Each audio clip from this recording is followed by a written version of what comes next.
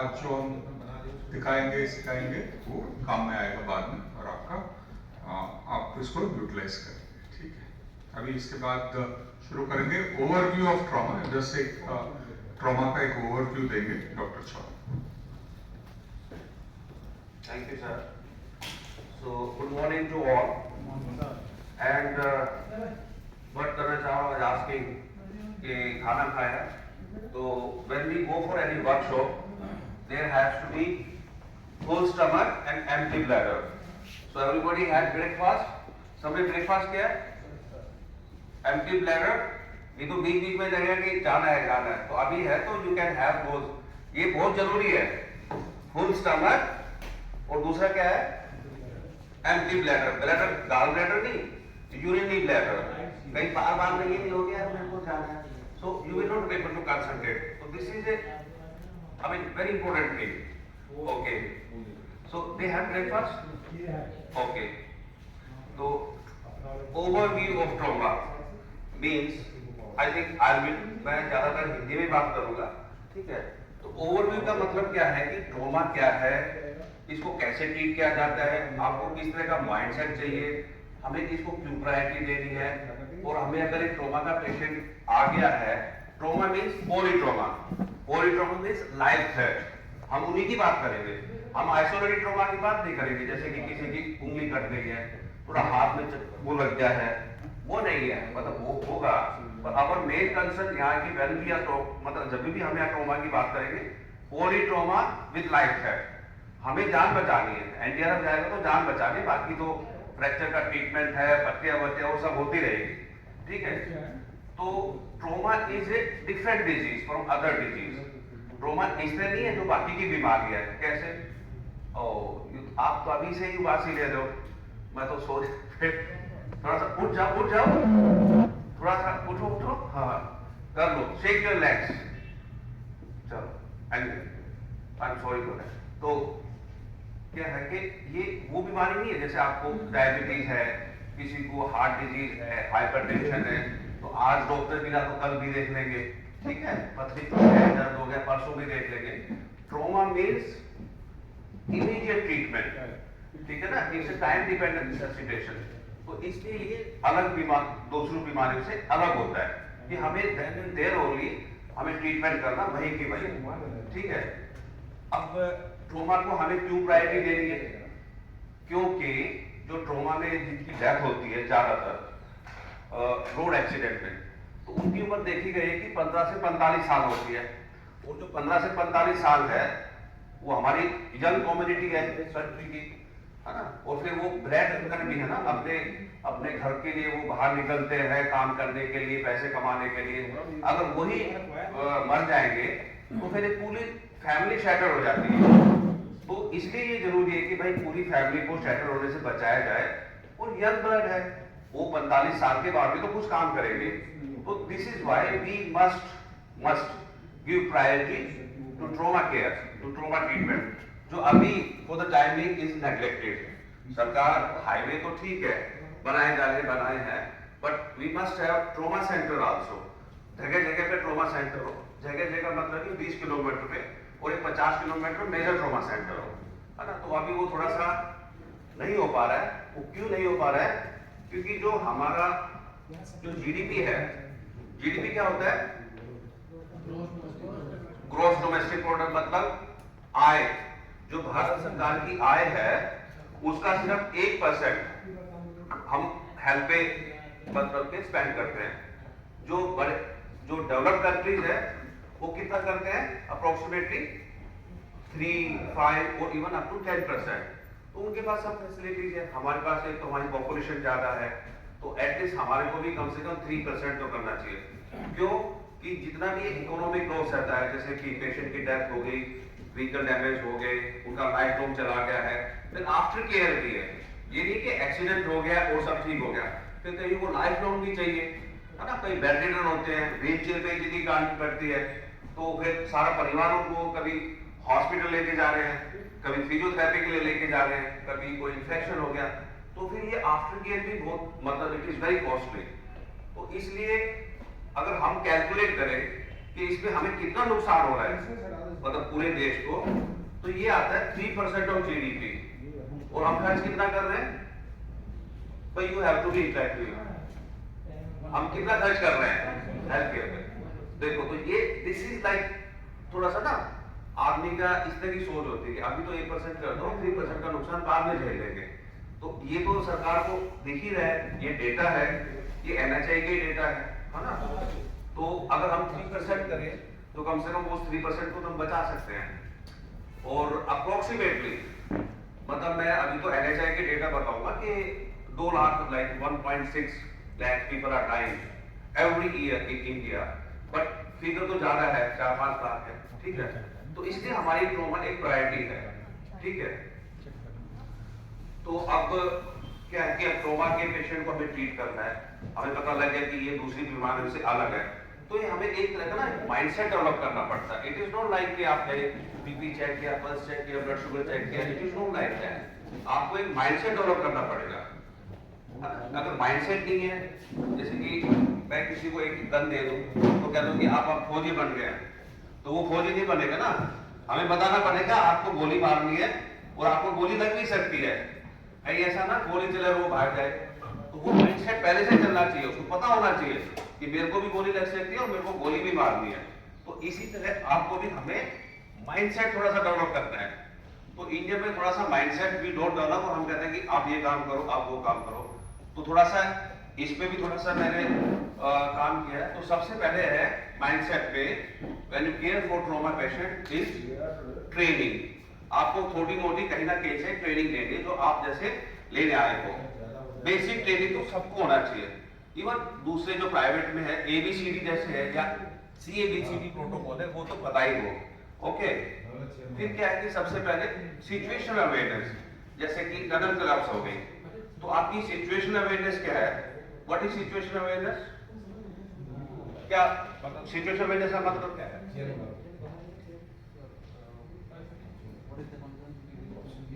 हिंदी में बोलो, हिंदी है हम। Oh then he has problem from Vijayawada. Anybody, situational awareness क्या है? Speak loudly and clearly.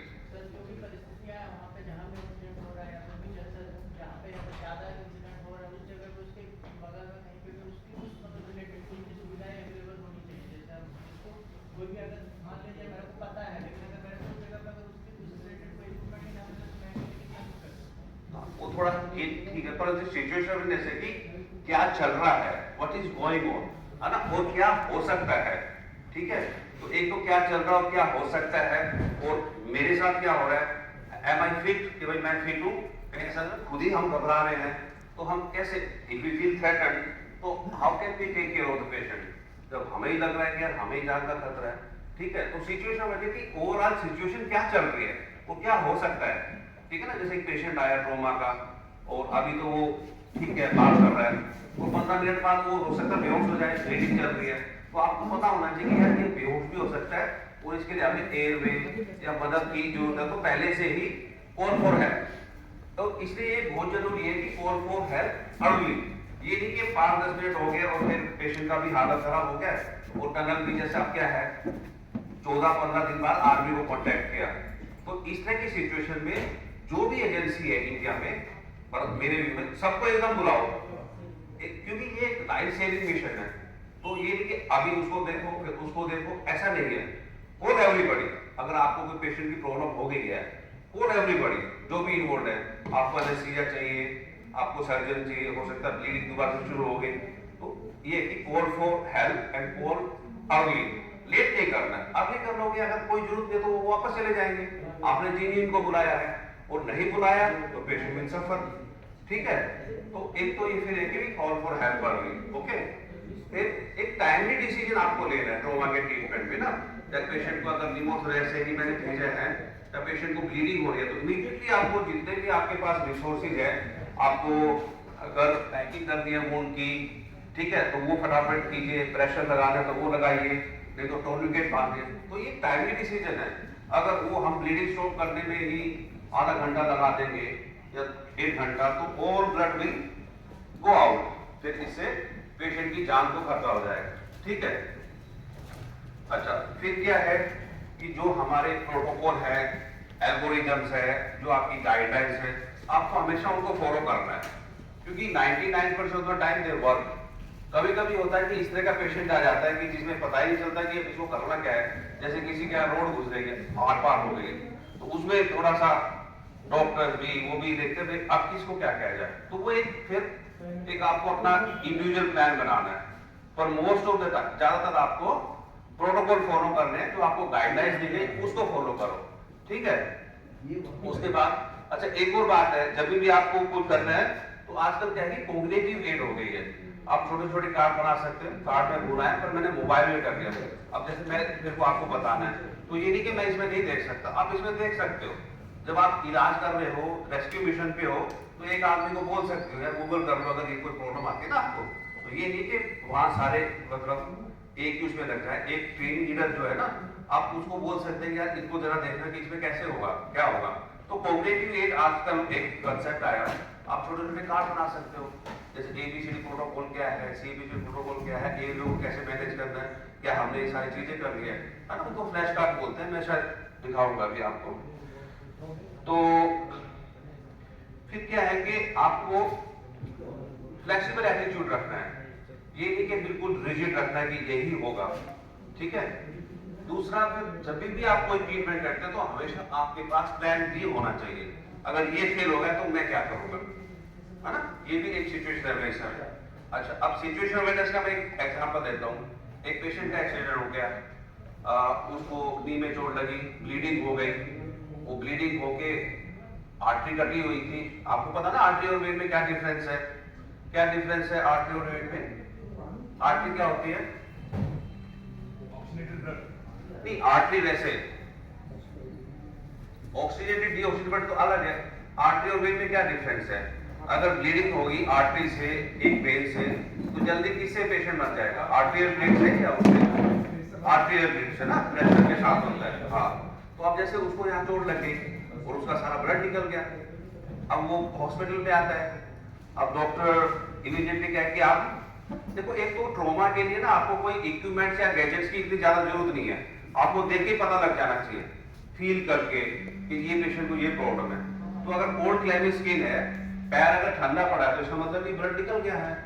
अब वो डॉक्टर 4 घंटे वेट करता है, जैसे रात में पेशेंट आया, CT एंजियो करवाया, ये कराया, वो कराया, तब तक वो सारा ब्लड भी निकल गया और पैर का जो रिवर्सिबिलिटी थी, अगर आप सर्जरी भी करते हैं फिर वो 6 घंटे हो गए।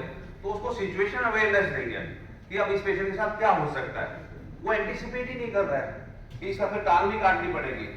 तो अगर आपके पास फैसिलिटीज नहीं है तो डोंट वेट, है ना, just again call for help, या फिर आप फटाफट रेफर कीजिए, उस डॉक्टर को रेफर कर देना चाहिए था, ठीक है। तो ये उसको सिचुएशन अवेयरनेस नहीं थी कि अगर मैंने इसकी ब्लीडिंग नहीं रोकी तो फिर इसकी टांग और अल्टीमेटली उसकी टांग काटनी पड़ी। तो ये एक सिचुएशन अवेयरनेस का एग्जांपल है। ओके, फिर क्या है कि हमें प्लान भी हमेशा रखना है। जैसे आप शादी में जा रहे हो, यार ये ड्रेस अच्छी नहीं है, तो एक दूसरी भी ड्रेस है ना, तो वो आपका प्लान भी है। तो इसी तरह आपको ट्रीटमेंट में भी प्लान भी रखना है। एंड देन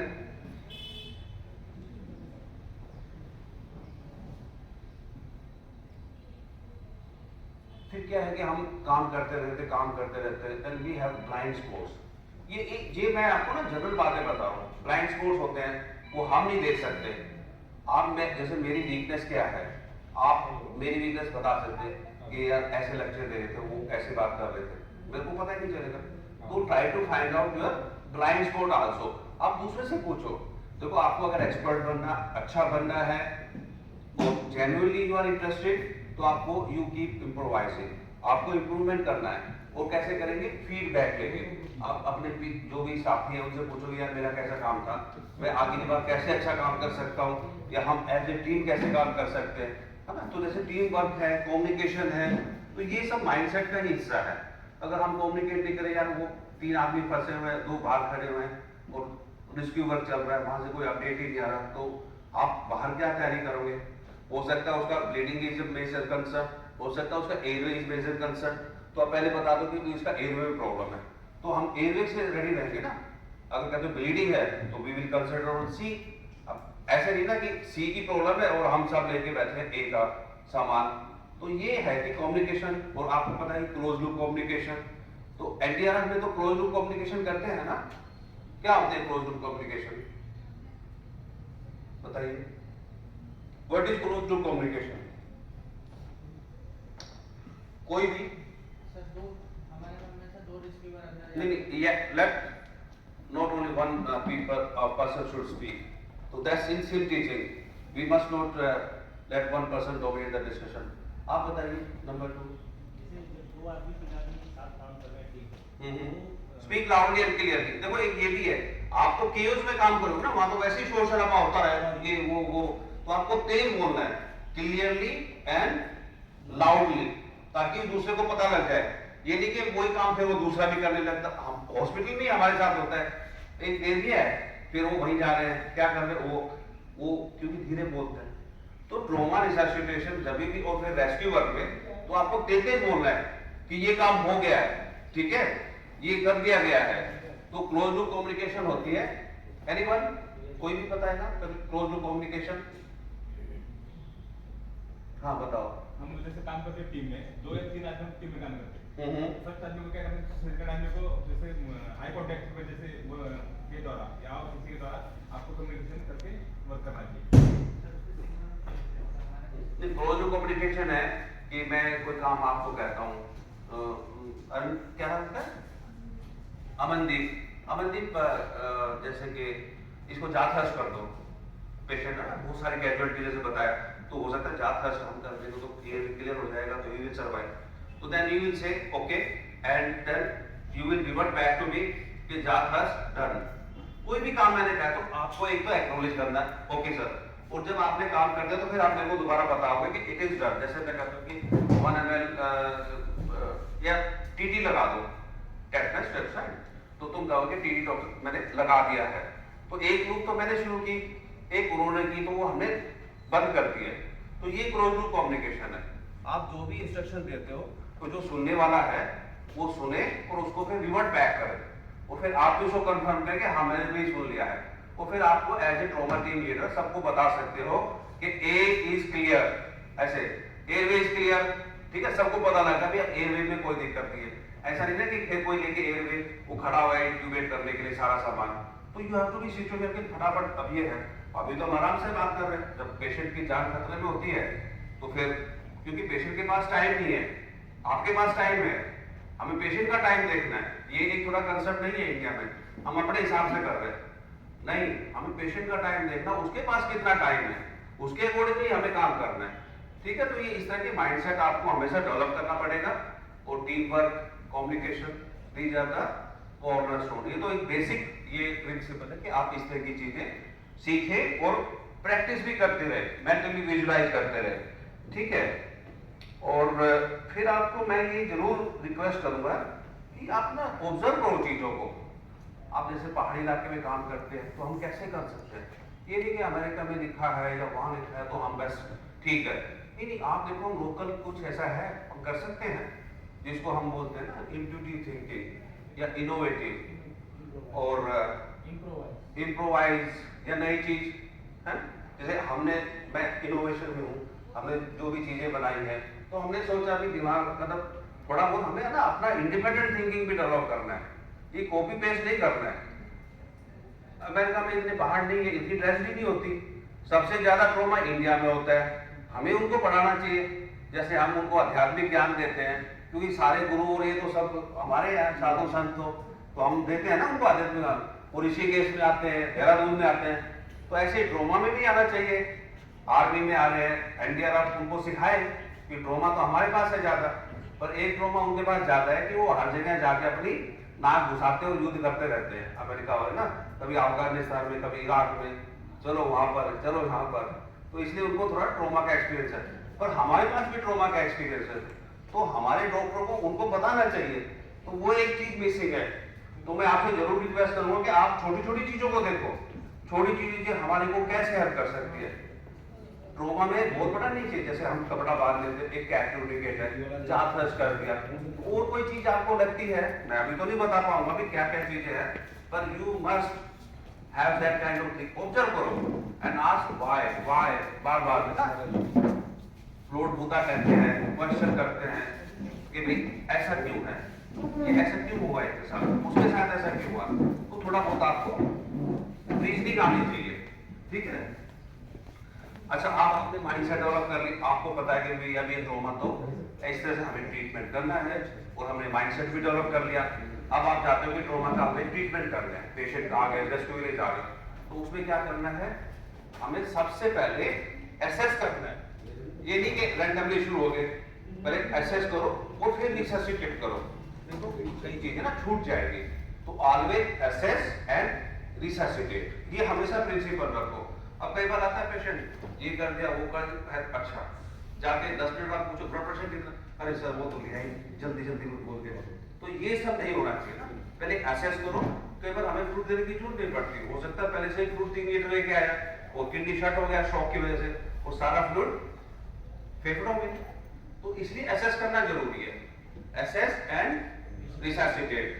अच्छा, फिर हमें ना एंटिसिपेट करना है कि भाई इसको और क्या प्रॉब्लम हो सकती है। जैसे एक पेशेंट अभी गया, उसका एक्सीडेंट हो गया, पेट में चोट लगी, यहाँ सब नीला नीला हो गया, तो इससे पता लग गया कि भाई इसको यहाँ पेट में चोट लगी है। अल्ट्रासाउंड किया तो ई-फास्ट बोलते हैं उसको, वो पॉजिटिव आया। तो अब क्या है कि पेशेंट शुरू में तो उसका ब्लड प्रेशर ठीक है, कंपनसेटरी फेज होता है ना, body always try to correct itself. जैसे बीपी चला गया तो फिर वो हार्ट रेट बढ़ाएगी, जल्दी से तो पंप करेगा, सारी चीजें ब्लड पहुंचाएंगे, फिर धीरे धीरे एक लिमिटेड कैपेसिटी है ना हार्ट की, एड्रेनलिन की, फिर वो क्रैश कर जाते हैं। तो वैसे ही उसके साथ हुआ, उसको ब्लीडिंग हो रही थी, वो एक लोकल हॉस्पिटल में गया, 1.5-2 घंटे उन्होंने ट्रीटमेंट किया, उसके बाद वो एक बहुत बड़े हॉस्पिटल में गया, पर उनको वही है एंटीसिपेट नहीं किया, वो उसको ऐसे ही कर रखा और वो फिर कोलैप्स कर गया, फिर उसका बीपी चला गया, पल्स भी बहुत फीवर हो गई, और फिर क्या किया उन्होंने, ट्रेनिंग नहीं है ना, बहुत बड़े हॉस्पिटल की मैं बात कर रहा हूँ, बजाय के ब्लड दे उन्होंने तो नोरेड्रेनालिन स्टार्ट कर दिया। पता है ना नोरेड्रेनालिन किस लिए यूज होता है, ब्लड प्रेशर बढ़ाने के लिए, है ना।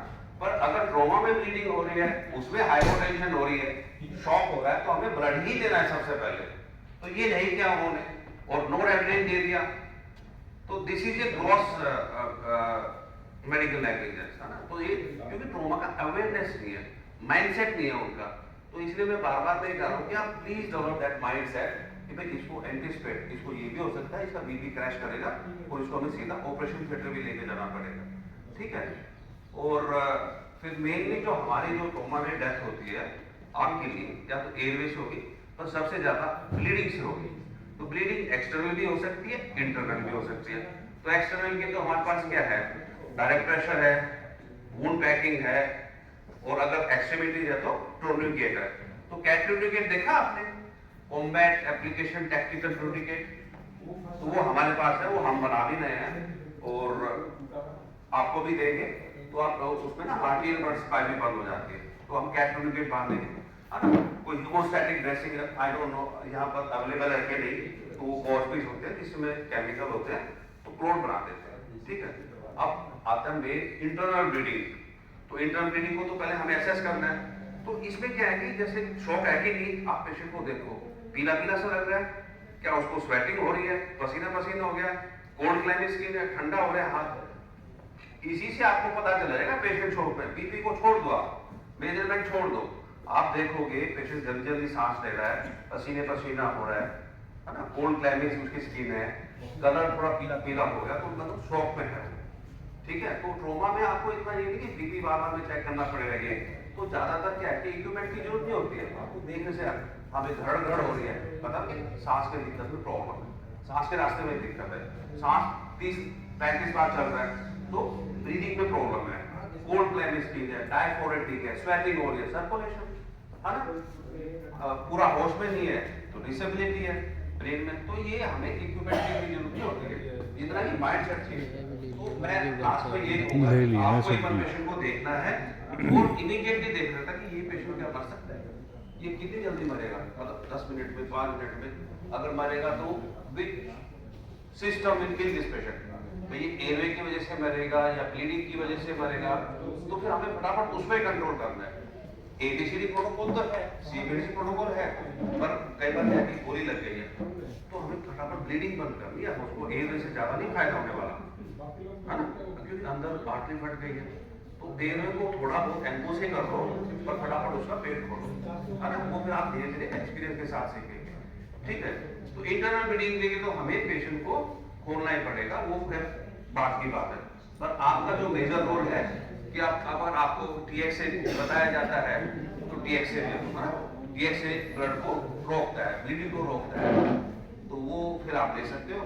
बाकी मेन तो हमारा क्या है कि एक्सटर्नल हेमरेज कंट्रोल करना है ना, इंटरनल तो बात की बात है। मैंने भी गेट एक्सपीरियंस के हाँ भैया इनको अब शो कर दो, फिर फटाफट इनको ट्रांसफर कीजिए। शॉप वाले पेशेंट को रख के ना हम मोर जैसे छोटे उसको ले गए 2 घंटे पेशेंट का टाइम वेस्ट होना। मैंने क्या कहा था, हमारे पास टाइम है बट पेशेंट के पास टाइम नहीं है, ये बात हमेशा ध्यान रखें।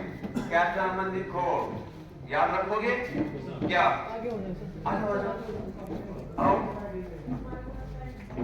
हाँ आओ, टाइम कितना ये भी तो बताओ ना। आइए NDRF में हो, कूदते नहीं NDRF में, फिजिकली फिट नहीं रहते, एक्सरसाइज नहीं करते, आप करते हो?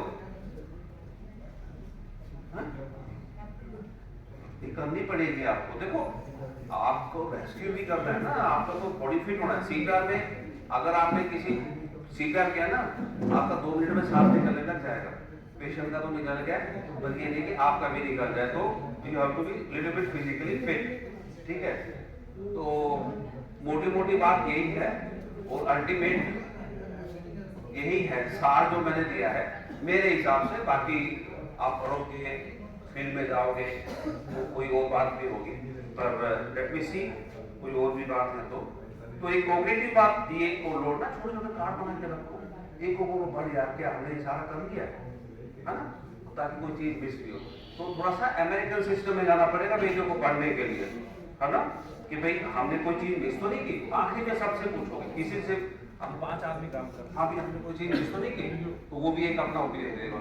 यहाँ चुपचाप नहीं खड़े रहना है, हायरार्की होती है ना, यार इनके सामने बोलना नहीं है, ये मिस हो गया है ना, नहीं तो फिर हमारे नहीं पेशेंट की लाइफ है आप बोलो, ठीक है। तो ये एक थोड़ा सा ना जो हायरार्की ग्रेडेड है, वो 14 ग्रेडेड है, वो थोड़ा दिक्कत है।